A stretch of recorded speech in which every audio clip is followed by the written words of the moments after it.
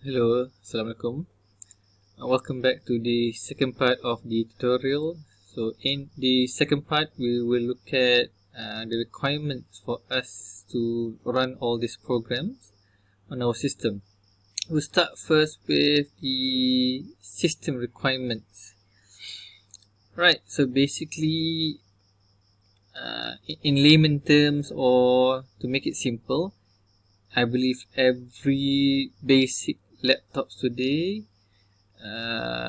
should be good enough to run all this program without looking at all the specific details of the requirements, right? But should you want to look at all the details, it's on the website. I've also included in my slide here, right? For Windows, the OS versions supported are all this from Vista up until Windows 10.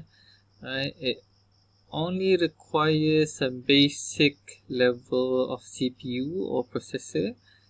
Right? So these are basic processors, and it only requires 4 gigs of RAM. Right? For Mac, these are the Mac OS, which is required to run all this.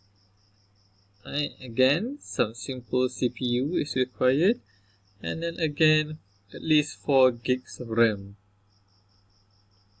And then if you have a Chromebook, which is the Google laptop, which runs on Android, right, any basic Google Chromebook can be used. It only requires 4 gigs of RAM and a solid state drive and an SSD storage. Right, so let's move on to the hardware requirements for us to run all this program. So basically what you need is a laptop or a desktop. Right, so since we're focusing on Screen-Cast-O-Matic using your laptop or desktop, so you need a laptop or a desktop first. Right, and then another important thing that you need is basically a microphone. Right, and then if you want your face to be on the lessons, like what I'm having right now, right, so you need a basic webcam for it. Right, so do you need to have your face in the lesson? Right, I've read some article that says that somehow it is important for your face to be there in the lessons. I mean, yes, the lesson, your face is not needed for the lessons per se, right, because all they need is the fundamentals of the lesson. But when you have your face during the lesson, it makes your presence there, right? So let's look at some basic hardware requirements for us to run this program. Right, so first of all, you need at least a built-in microphone. Right, usually all laptops will have its own built-in microphone.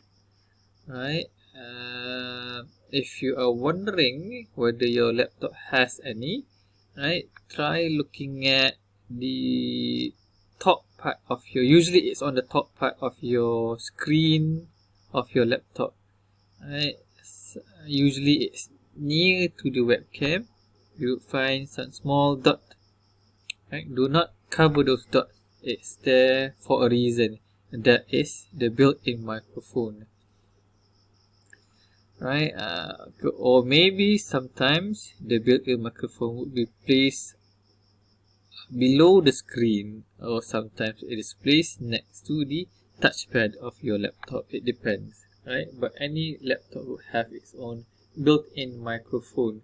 For desktop, I believe you need to buy your own external microphone.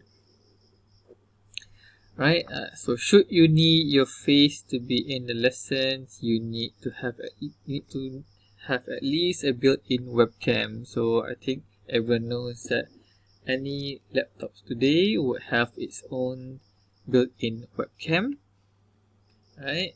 And then all this are actually basic. So because it is a basic microphone, the audio quality might not be that good. So mine is I'm using my built-in microphone right now, so you be the judge whether it's clear or not. I don't think it's that clear if you compare it with other YouTube videos from famous YouTubers. This is considered a very low quality recording of a microphone with a very low recording quality of a webcam, right? Alright, apart from the microphone and the webcam, you also need a built-in speaker, right? What do you need the speaker for? You need the speaker so that you will be able to listen to your lessons back, right? And then lastly, some basic requirements. If you don't have a built-in mic or a built-in speaker, or your mic and speaker are busted, your microphone and then your speaker of your laptop is busted, you can also plug in an earphone to your 3.5mm jack. If you have any, I don't think new laptops now don't have a 3.5mm jacks anymore. I don't know why. Right, so if you have your own basic microphone like this one here, you can listen to your recording back, and then you can also use the microphone that is built in that earphone. Right, so these are all basic requirements, right?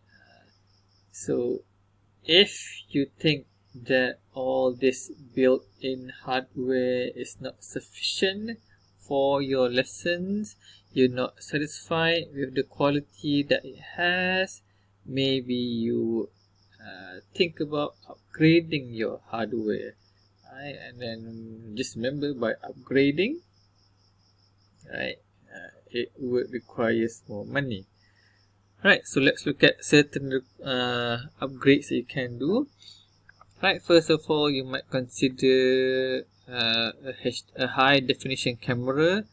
Alright, so you can use a DSLR camera or a high definition webcam, right, for your recordings.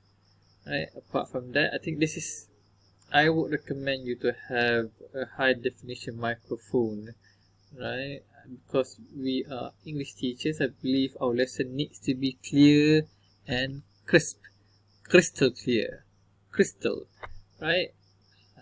So what microphone should you buy? It depends on your budget or your finance, right? If you think that the built-in microphone is good enough, then it should be fine, right? Try to search for online reviews on your microphone first, and then they will give you a sample of the recording using that microphone. The picture that you're looking at here is a Blue Yeti microphone. This microphone would be around 500 ringgit to thousands of ringgit, right? And then since everything is high definition, right, you might need some studio headphones to listen back to your recording. So why do you need a studio headphone? Now, studio headphone is just a headphone that is made for studio recording. Right, what it does is it produce the audio quality that was produced by your microphone. It doesn't enhance and it doesn't downgrade the audio quality, right? It gives what is produced. Alright, so why is that important? Because what you listen to the studio headphones will be listened by your viewers or your learners, by your students, right? So that's why people need studio headphones, right? Especially those who are in music business. Alright, should you upgrade your hardware? Again, it depends lah. Right, it depends on your budget. It depends on how satisfied you are with what you already have. Right, I don't recommend you to upgrade straight away. I recommend you to test what you have first, right? Then if you think that you need to upgrade, then you can go online and find reviews on what you need to upgrade, right? I believe that's all for the second part of the lesson. We'll see you again in the third part. Thank you very much.